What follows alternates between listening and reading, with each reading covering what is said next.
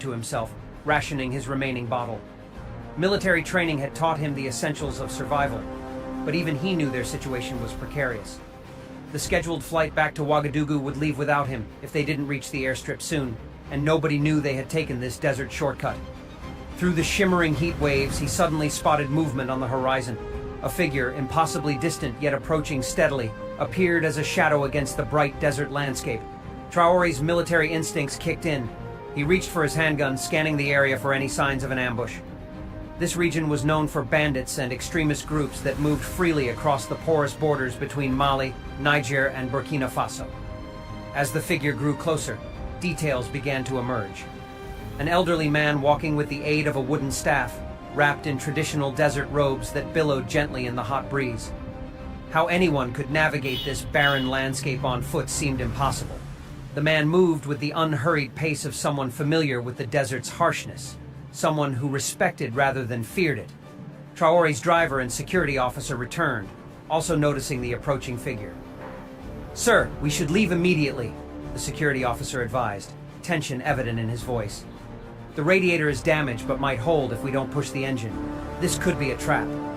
Traore considered the warning but couldn't take his eyes off the approaching elder. There was something disturbingly familiar about the man's gait, the way he held himself, something that stirred long-buried memories. "Wait," Traore commanded, stepping out of the vehicle. Despite his security officer's protests, he stood his ground as the old man approached. The desert heat hit him like a physical force, but he remained steady. Now only 20 meters separated them, and Traore could see the man's face, weathered by years of desert life, eyes sharp and knowing beneath a furrowed brow. The old man stopped, regarding Traore with an intensity that felt like a physical weight. "Ibrahim," the old man said simply, his voice carrying easily across the distance between them. No title, no formality, just his given name, spoken with the authority of someone who had earned the right to such familiarity. Traore felt the blood drain from his face. He knew that voice, though it had been decades since he'd heard it. It was impossible, a mirage born of heat and exhaustion. "Who are you?" Traore demanded, though in his heart an answer was already forming, one he had never expected to confront, especially not here, in the emptiness of the Sahara. The old man smiled slightly, the expression crinkling the corners of his eyes.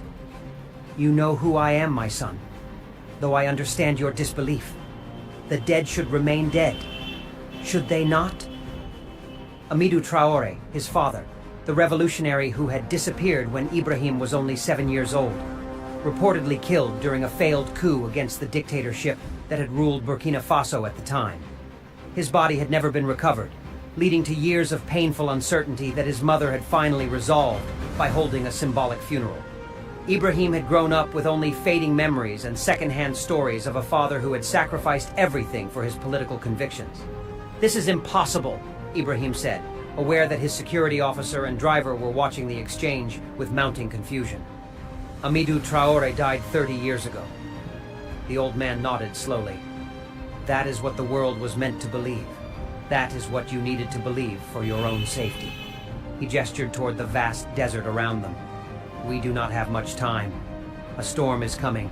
If you wish to live, if you wish to understand, you must come with me now." As if to emphasize his warning, a gust of wind swept across the dunes, sending spirals of sand into the air. In the distance, the sky had taken on an ominous yellowing hue, the unmistakable sign of an approaching sandstorm. Ibrahim's security officer stepped forward.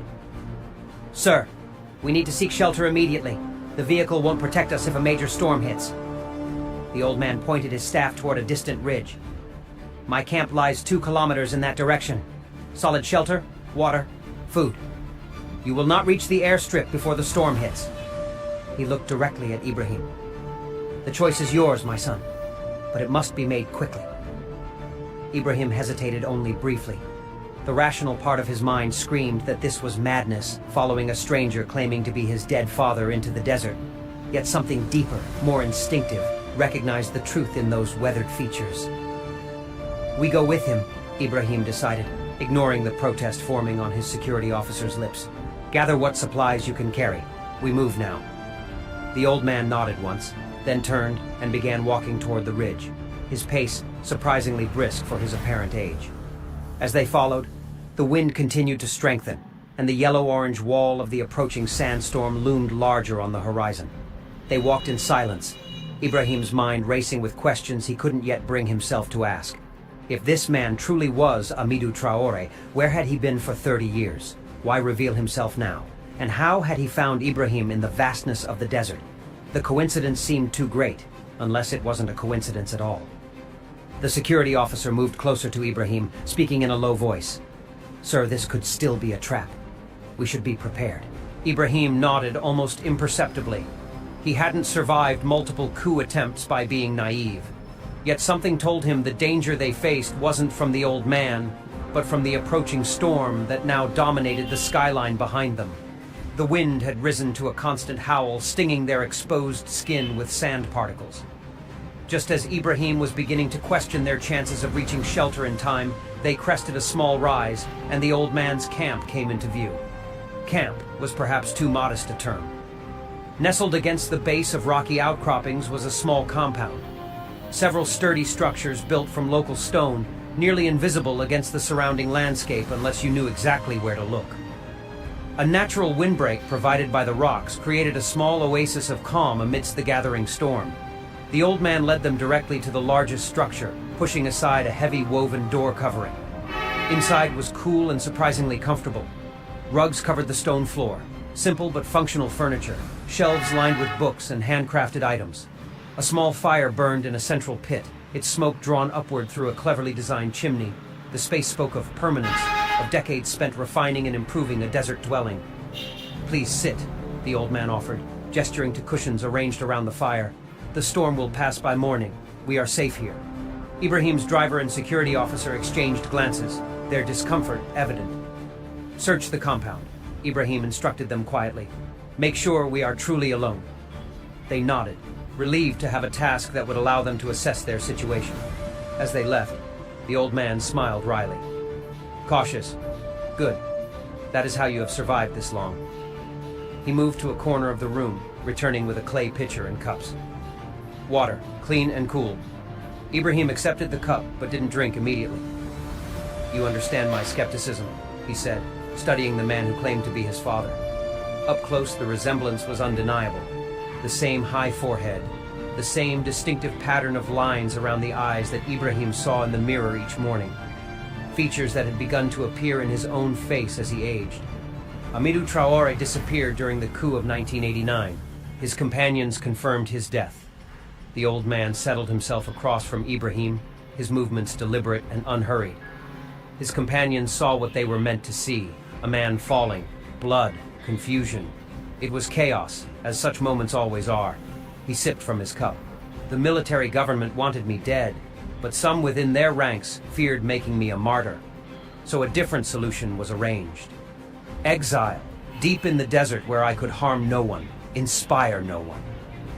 Ibrahim leaned forward, anger suddenly flaring. "And your family? Your wife? Your son? Did we not deserve to know the truth?"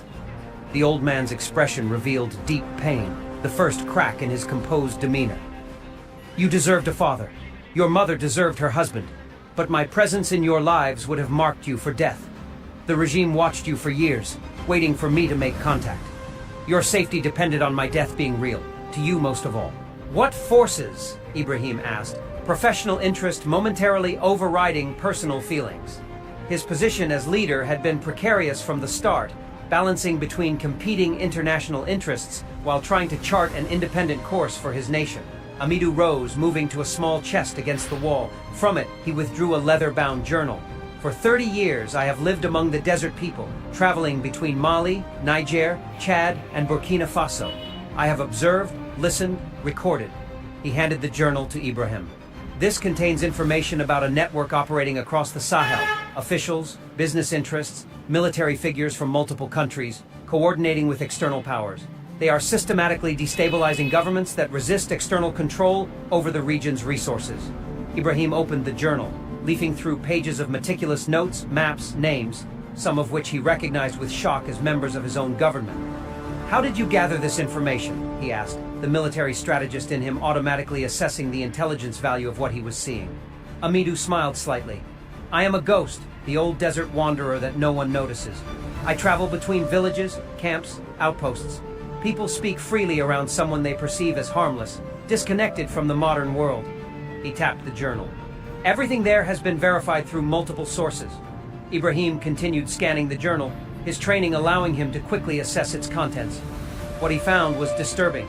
Evidence of coordinated efforts to undermine his government, to create the conditions for his removal.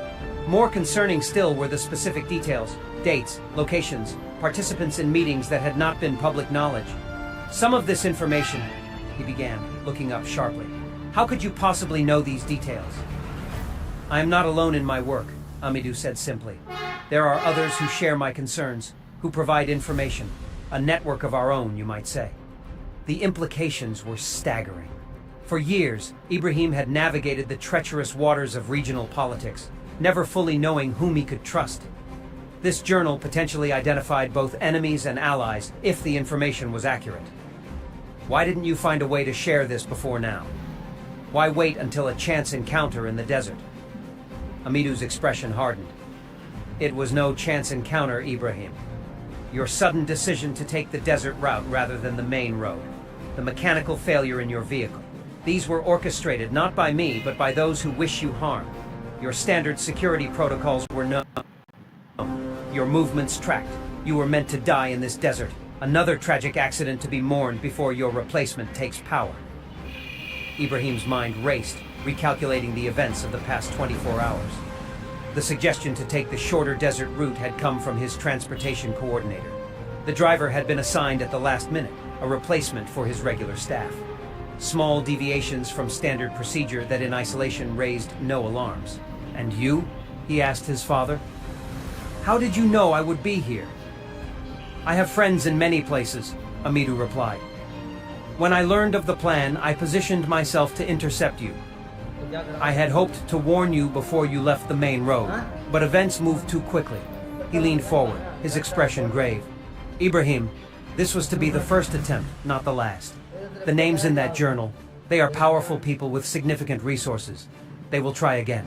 Ibrahim closed the journal, his decision made. I need to verify this information independently. Until then, Amidou nodded in understanding. Trust, but verify. I taught you that as a child, though you may not remember. He smiled faintly. I don't ask for your forgiveness, Ibrahim. I don't ask for a place in your life. I ask only that you examine what I've given you with an open mind. The future of our homeland may depend on it. The storm continued throughout the night, forcing the small group to remain in the shelter. Ibrahim spent the hours reviewing the journal in detail, occasionally consulting with his security officer about specific names or incidents mentioned. When he slept, it was briefly and lightly, always aware of the old man who claimed to be his father, sitting silently on the other side of the fire, watching over him as if making up for decades of absence. By morning, the storm had passed, leaving a transformed landscape of fresh dunes and cleared skies. Ibrahim stood outside the shelter, watching the sunrise paint the desert gold. Amidou joined him, maintaining a respectful distance. Your vehicle can be repaired with materials I have here, he said. You can reach the airstrip by midday if you leave soon. Ibrahim nodded, still looking at the horizon. And you? Where will you go? Amidou gestured vaguely toward the endless desert. Back to my work. There is still much to be done. He hesitated, then added, Ibrahim, there is something else you should know. Something personal. Ibrahim turned to face him, bracing himself for further revelations. You have a sister, Amidou said quietly. Your mother was pregnant when I disappeared. She was born 6 months after my death. Ibrahim stared at his father, shocked into silence. His mother had never mentioned a pregnancy, a sister, another secret buried beneath the weight of national politics and personal tragedy. Her name is Aminata, Amidou continued. She was raised in a village near the Mali border with a family your mother trusted. She doesn't know who her father is or that her brother leads our nation. I've watched over her from a distance as I watched over you. Why tell me this now? Ibrahim asked when he finally found his voice. Amidou's expression was solemn. Because she is in danger too. Those who seek to control Burkina Faso know of her existence, though they don't yet realize her significance. They see her only as an educated young woman working on water access projects in rural communities. But if they discover her connection to you, they will use her. Where is she now? Ibrahim demanded, feeling an unexpected protective instinct for a sister he'd never known. Working in a village called Jibo, near the northern border, Amidou replied. I was headed there when I learned of the threat against you. He reached into his robe, producing a small carved wooden box. This contains proof of her identity, birth documentation, a letter from your mother, photographs, enough to convince you and her of the truth. Ibrahim accepted the box, feeling its weight, not just the physical weight, but the weight of history, of secrets finally coming to light. His world had been upended in the span of a single night. A father returned from the dead, a sister he never knew existed, enemies with faces and names, some terrifyingly familiar. Why did mother never tell me? He asked, the question directed more at himself than Amidou. To protect you both, Amidou answered anyway. Separated, you were safer. United, you would have been an irresistible target, the children of a revolutionary, symbols around which opposition could rally. He looked away toward the distant horizon. Your mother made difficult choices, as did I. Whether they were the right choices, that is for history to judge. Ibrahim's driver approached respectfully, announcing that the vehicle was repaired and ready. Time was running short. Ibrahim turned to his father, studying the face that had haunted his dreams as a child. You could come with us, he offered, surprising himself with the invitation. Return to Ouagadougou with proper security, proper precautions. Amidou smiled but shook his head. My return would only complicate your position. You face enough challenges without explaining a resurrected revolutionary father. Then how will I contact you? Ibrahim asked. If I verify this information, if I need to know more. Amidou reached out slowly, hesitantly, placing a weathered hand on his son's shoulder, the first physical contact between them in 3 decades. Leave a white stone on your mother's grave on the first day of each month. If it's gone the next day, come to this place on the following full moon. I will find you. The moment of departure arrived too quickly.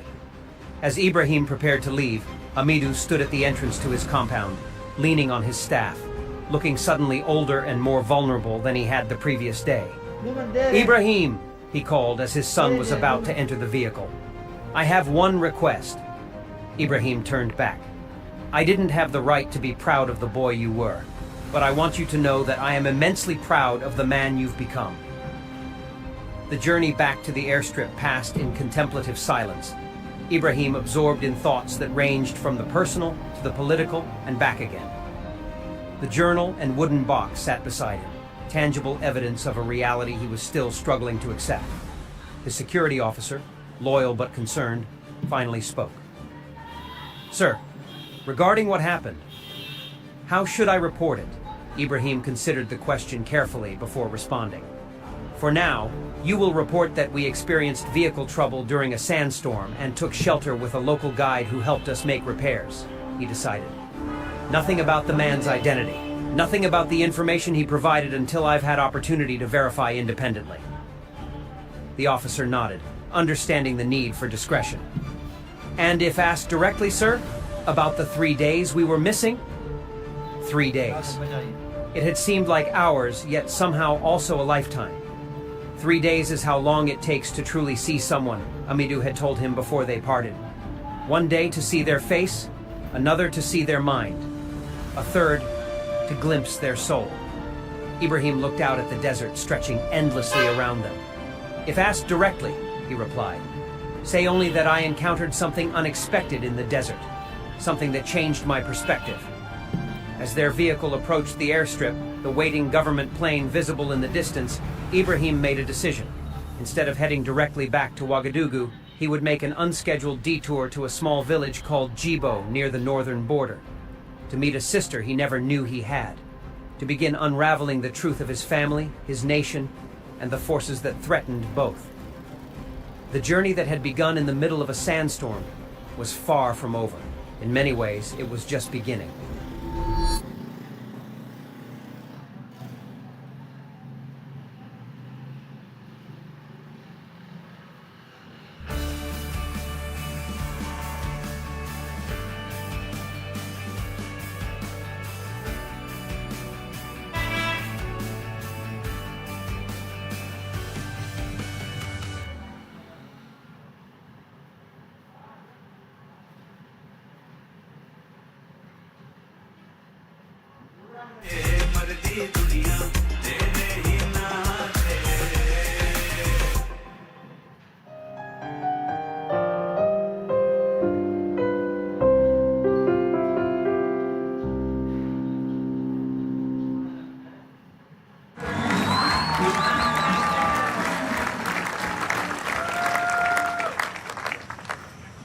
Before I begin, I want to send a special message to everyone who's been affected by Hurricane Laura. Our hearts are with you. The President will continue to support you every step of the way. And just like Americans always do, the nation will come together to help you rebuild your homes, businesses, and communities stronger and more resilient than ever before.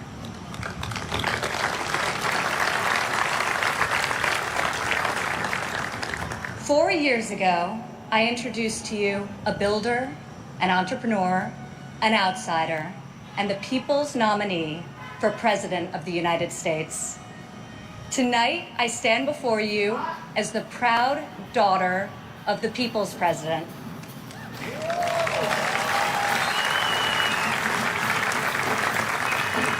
He is our commander-in-chief, champion of the American worker, defender of common sense, and our voice for the forgotten men and women of this country. He is our president and my father, Donald J. Trump.